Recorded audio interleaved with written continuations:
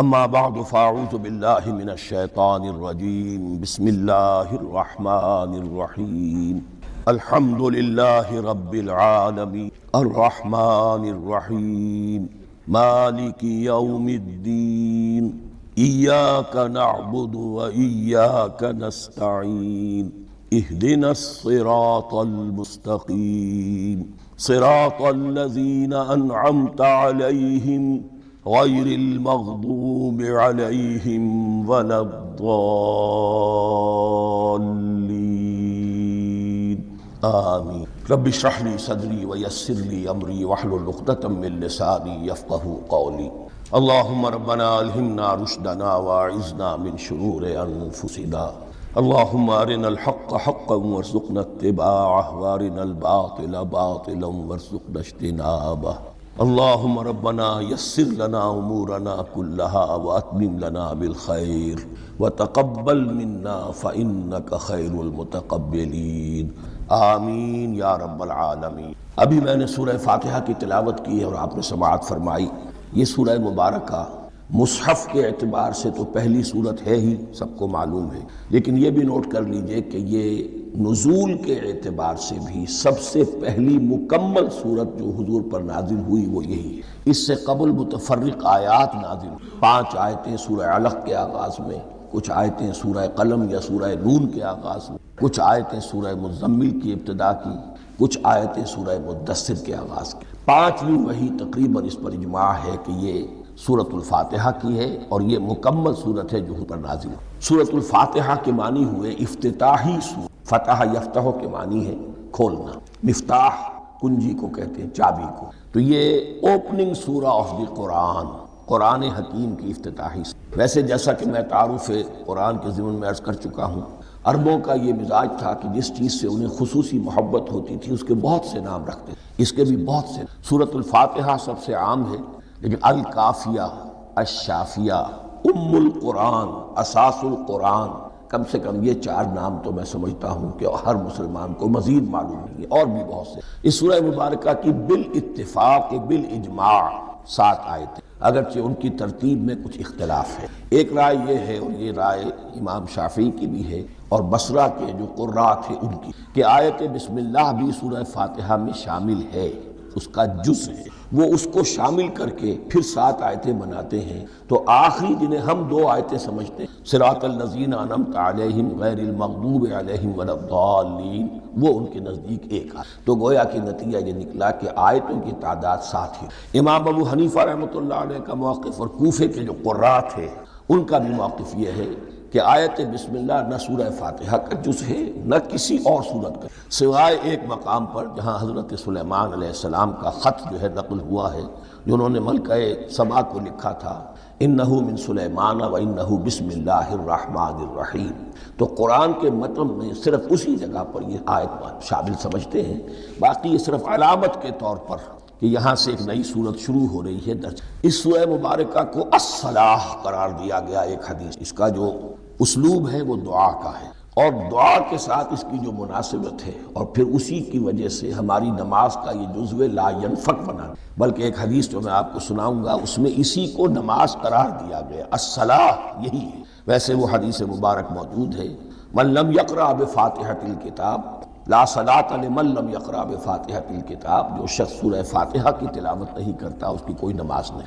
اس کے حوالے سے بھی ہمارے ہاں 2 مسلک ہیں، ذکر صرف اس لیے کر رہا ہوں کہ آپ کے علم میں ہو، ان میں کوئی بنیادی فرق نہیں، کسی بھی ایک رائے کا انسان قائل اور حامل ہو سکتا ہے بغیر اس کے کہ دوسرے کو بالکل غلط قرار دے، بلکہ یہ کہ اس کے لیے بھی گنجائش اپنے ذہن میں اور اپنے دل میں رکھے۔ اور دوسری آیت یہ ہے کہ اس کا حصہ نہیں ہے، اسی اعتبار سے یہ کہ یہ سورہ مبارکہ نماز میں پڑھی جانی ضروری ہے، لا صلاۃ لمن لم یقرأ بفاتحۃ الکتاب۔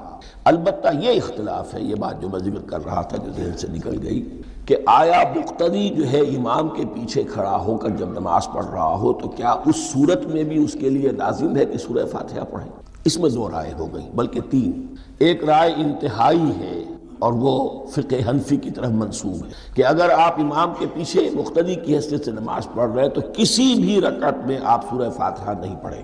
ایک دوسری بالکل برعکس رائے ہے، وہ امام شافعی رحمۃ اللہ علیہ کی، کہ ہر حالت میں چاہے امام جہری رکعت پڑھا رہا ہو جس میں وہ بلند آواز سے سورہ فاتحہ پڑھ رہا ہو، اور چاہے وہ سری رکعت ہو، ہر حالت میں مقتدی کو بھی پڑھنی۔ ایک تیسری رائے بین ہے، وہ امام مالک کی ہے رحمۃ اللہ علیہ، کہ جو سری رکعت ہے اس میں کہ امام بھی خاموشی سے پڑھ رہا ہے، مقتدیوں کو بھی پڑھنی چاہیے۔ جو جہری رکعت ہے جس میں کہ امام بلند آواز سے پڑھ رہا ہے، اس میں مقتدیوں کو خاموش رہ کر پوری توجہ جو ہے سننے پر صرف کر دینی چاہیے۔ اذا قرئ القرآن فاستمعوا له وانصتوا، جب قرآن پڑھا جا رہا ہو تو پوری توجہ اس کے پڑھنے پر مرکوز کر دو اور خود خاموش رہو۔ میرے اپنی رائے میں یہ تیسری رائے سب سے زیادہ صائب ہے، اور اس میں کسی طرح کی بھی کوئی پیچیدگی پیدا نہیں۔ بہرحال اس سورہ مبارکہ کا جو اسلوب ہے میں نے عرض کیا دعائیہ ہے، البتہ قرآن مجید کے علم اور حکمت کے اعتبار سے، اس کے فلسفے کے اعتبار سے ایک بات سمجھ لینی چاہیے۔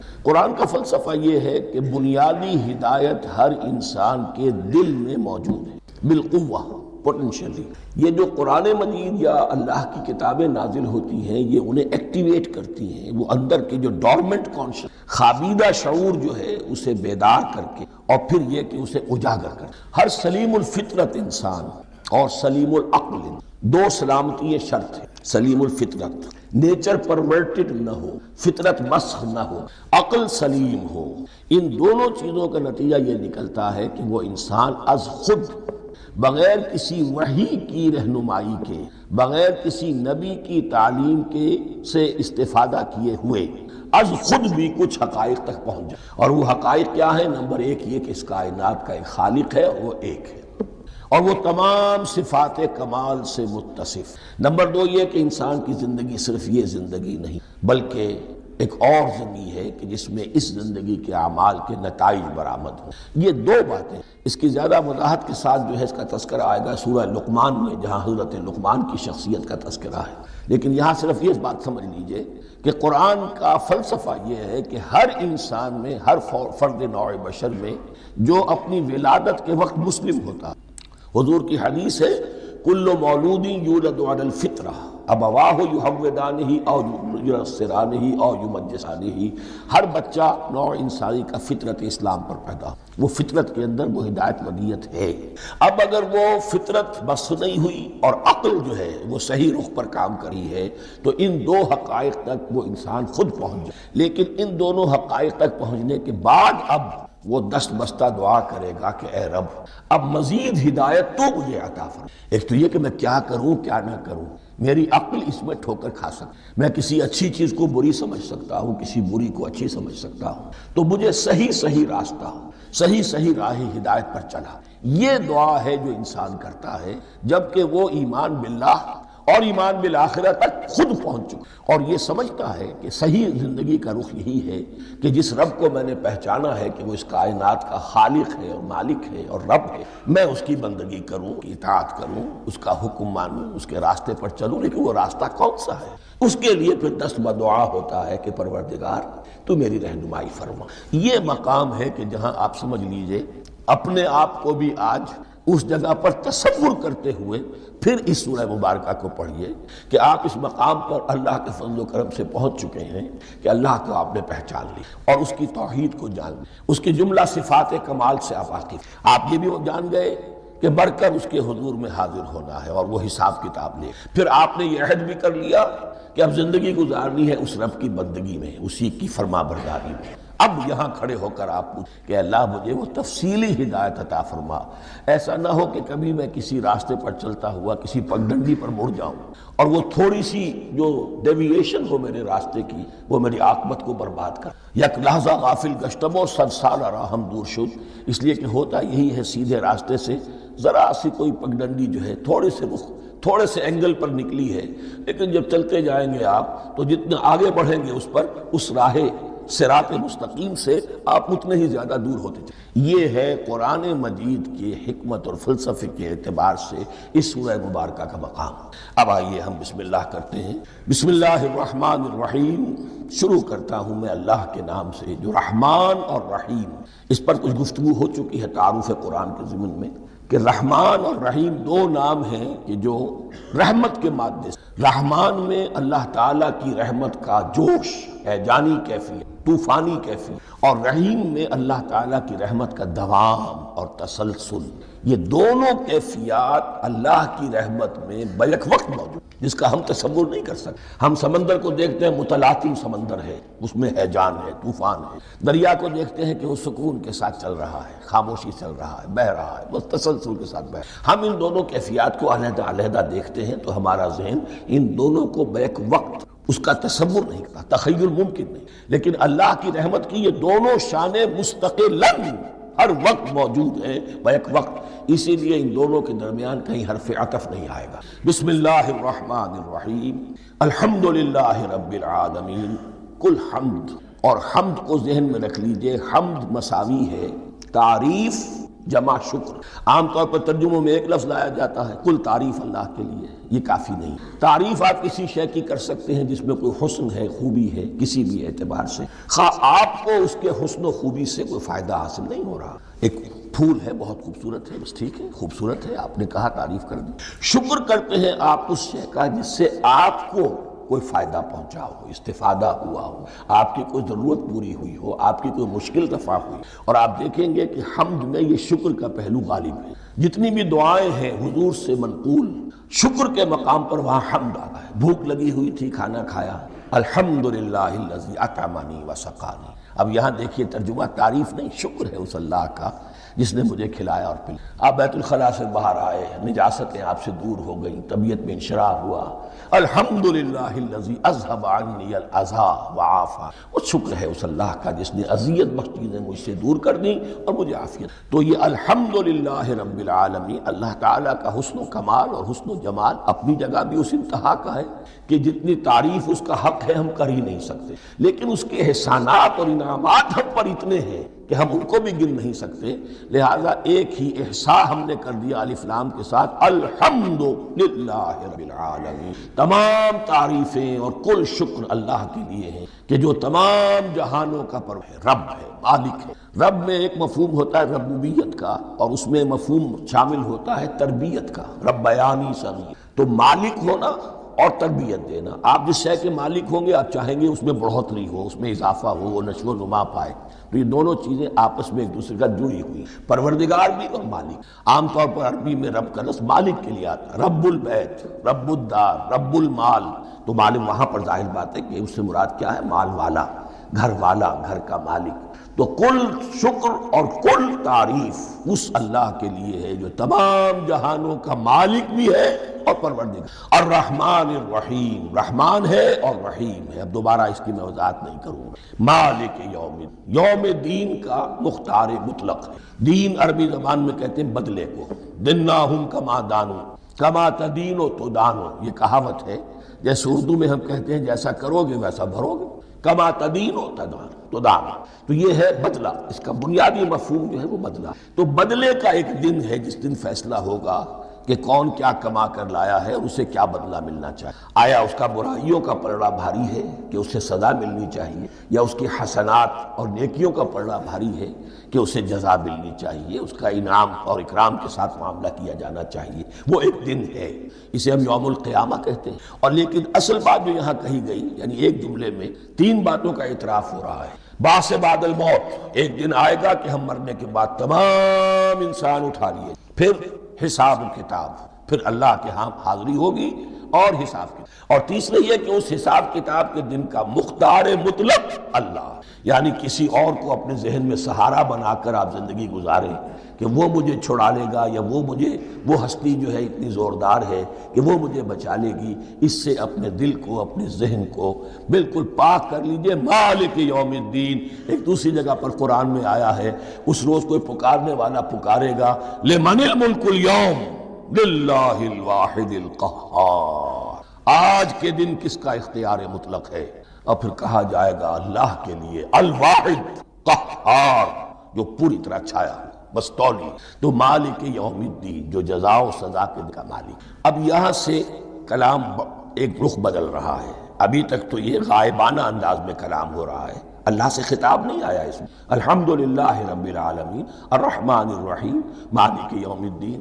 اب خطاب ہے، ایاک نعبد و ایاک، ہم صرف تیری ہی بندگی کرتے ہیں اور کریں گے، اور ہم صرف تجھ ہی سے مدد مانگتے ہیں اور مانگیں گے۔ یہ ترجمہ میں کیوں کر رہا ہوں کہ یہ فعل مضارع ہے، عربی زبان میں فعل مضارع حال اور مستقبل دونوں کو کور کر ایاک کا جو ہے مفعول فاعل جو ہے، مفعول جو ہے اس میں ضمیر مفعول ہی اسے پہلے لا کر حشر کا مضمون پیدا ہو گیا۔ ہم تیری بندگی کرتے ہیں نہیں، ہم تیری ہی بندگی کرتے ہیں اور کریں گے۔ حال میں ترجمہ کیجئے تو یہ اظہار حال ہے، اور مستقبل میں ترجمہ کیجئے تو یہ ایک عہد ہے، قول و قرار ہے، بہت بڑا معاہدہ ہے۔ وَإِيَّاكَ نَسْتَعِينُ، اور صرف تجھ ہی سے مدد مانگتے ہیں اور مانگیں گے۔ اس میں بھی حال کا ترجمہ اظہار حال، اللہ کرے کہ واقعی ہمارا حال وہی ہو، جب ہم یہ الفاظ کہتے ہیں تو واقعتاً ہم اس پر پورے اتر رہے ہوں کہ اسی کی بندگی کر رہے ہوں اور اسی سے ساری استعانت اور استمداد کر۔ جہاں تک مستقبل کا تعلق ہے وہ پھر ایک عہد ہے، اہدنا الصراط المستقیم۔ یہ مقام وہ آ گیا کہ یہاں تک تو اے پروردگار ہم پہنچ تیرے فضل سے، تیرے کرم سے۔ فطرت سلیمہ بھی تیری عطا کردہ تھی، عقل سلیم بھی تیری ودیت کردہ تھی، ان دونوں کی روشنی سے ہم یہاں تک تو پہنچ گئے۔ اب ہماری جو ضرورت ہے، احتیاج ہے، وہ کیا ہے؟ اہدنا الصراط المستقیم، ہدایت بخش ہمیں سیدھے راستے۔ یہاں دو باتیں سن لیجئے۔ انفرادی سطح پر انسان کے لیے نہ معلوم کتنے مرحلے آتے ہیں ہر روز کہ جس میں وہ ایک چھٹک کر کھڑا ہو جاتا ہے، یہ کروں یا یہ کروں، دو آلٹرنیٹو سامنے آ رہے ہیں، فیصلہ کرنا مشکل ہو رہا ہے۔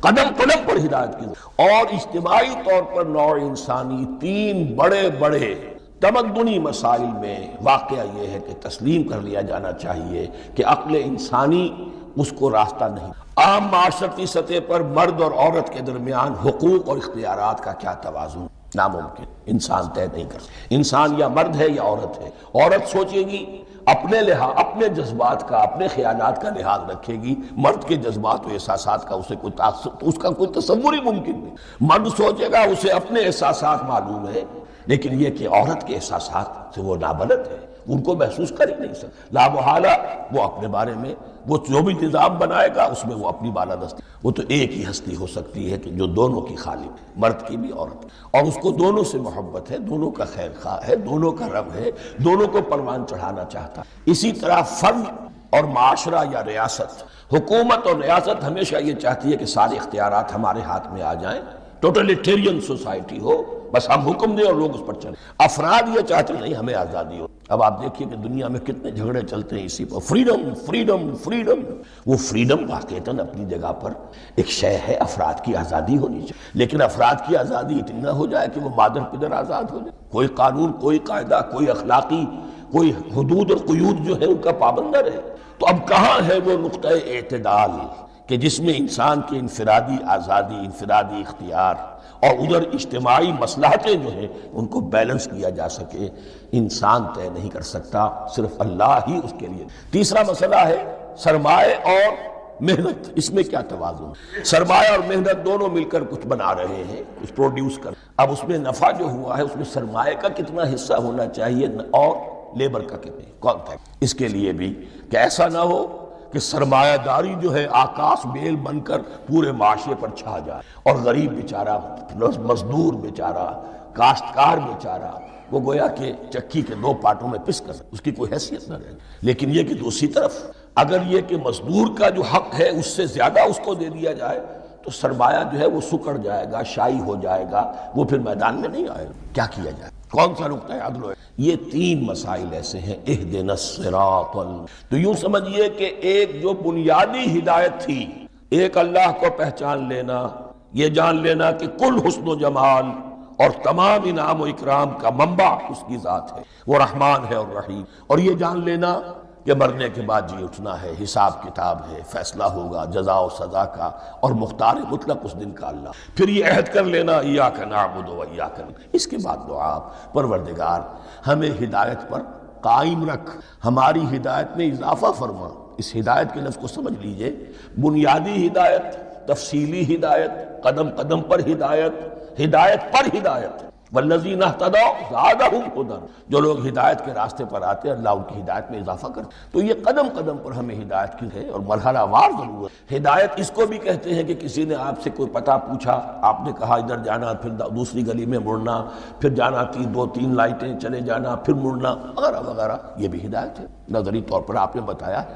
ایک ہدایت یہ ہوئی کہ بھائی میں چلتا ہوں آپ کے ساتھ، میں آپ کو وہاں تک پہنچا دوں گا تاکہ آپ کو دقت نہ ہو، آپ نے منزل تک پہنچا۔ ان دونوں کے درمیان، یہ تو میں نے ایک فرد کی مثال دی، اللہ اور بندے کے درمیان نہ معلوم کتنے مراحل ہیں ہدایت کے۔ تو کسی وقت بھی انسان اپنے آپ کو ہدایت خداوندی سے مستغنا نہیں اور نہیں تو پروردگار جو ہدایت دی ہے اس کو ہدایت پر قائم رکھ۔ کیا پتہ شیطان کا کوئی حملہ، کیا پتہ ہمارے نفس کی کوئی شرارت کسی ایسے رخ پر ہمیں ڈال دے کہ اب تک کی ساری کمائی بھی ضائع ہوئی۔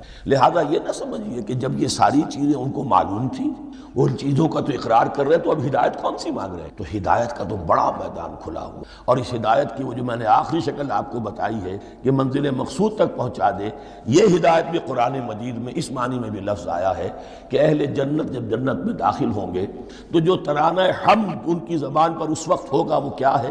الحمدللہ الذی ہدانا لہذا وما کننا لنہتدی لولا ان ہدانا۔ کل شکر اس اللہ کا جس نے ہمیں یہاں تک پہنچا دیا، ہدایت دی یہاں تک پہنچا، اور ہم ہرگز نہ پہنچ پاتے، ہم ہرگز ہدایت یافتہ نہ ہو سکتے اگر اللہ ہی ہدایت نہ۔ اہدنا الصراط المستقیم، سیدھا راستہ، صراط الذین انعمت علیہم، اب اس کی مزید وضاحت ہے، راستہ اس کا ان لوگوں کا جن پر تیرا انعام ہو۔ یہ کون لوگ ہیں؟ اس کی وضاحت آپ کو ملے گی سورہ نساء میں۔ من یطع اللہ والرسول فاولئک مع الذین انعم اللہ علیہم من النبیین والصدیقین والشہداء والصالحین۔ چار طبقات ہیں منعم علیہم جن پر اللہ کا انعام ہو۔ چوٹی پر انبیاء کرام، اس کے بعد صدیقین، اس کے بعد شہداء عظام، اس کے بعد عام صالح۔ یہ بیس لائن ہے۔ اس سے اوپر کا درجہ شہداء کا ہے، اس سے اوپر کا درجہ صدیقین کا ہے، اور پھر اس سے اوپر کا درجہ انبیاء کا ہے۔ انبیاء میں سے پھر وہ بھی ہو کہ جو اولو العزم میں من الرسل ہیں، لیکن یہ چار طبقات ہیں ان کے غیر المغضوب علیہم ولا الضالین، جو مغضوب علیہم نہیں، جن پر تیرا غضب نہیں، اور غضب ہوتا ہے ان پر کہ جو ہدایت کے واضح ہونے کے بعد ہدایت کو ترک کر دیں، وہ ہے مغضوب علیہم۔ جنہیں ہدایت مل گئی ہو، ہدایت کو پہچان لیا ہو، پھر اپنی شرارت نفس کی، اپنی نفسانیت کی وجہ، اپنے تکبر کی وجہ سے، اپنے حسد کی وجہ سے وہ اس حق کو رد کر، اس کو ترک کر، ان پر اللہ کا غضب۔ اور اس میں اس کی بہت بڑی مثال تاریخ کے اعتبار سے یہودی، اللہ نے انہیں ہدایت دی، کتابیں عطا کی، تورات، انجیل، زبور، سینکڑوں نبی ان میں مبعوث، 1400 برس تک نبوت کا تار ٹوٹا ہی نہیں، مسلسل۔ ابتدا میں بھی 2 نبی، موسیٰ اور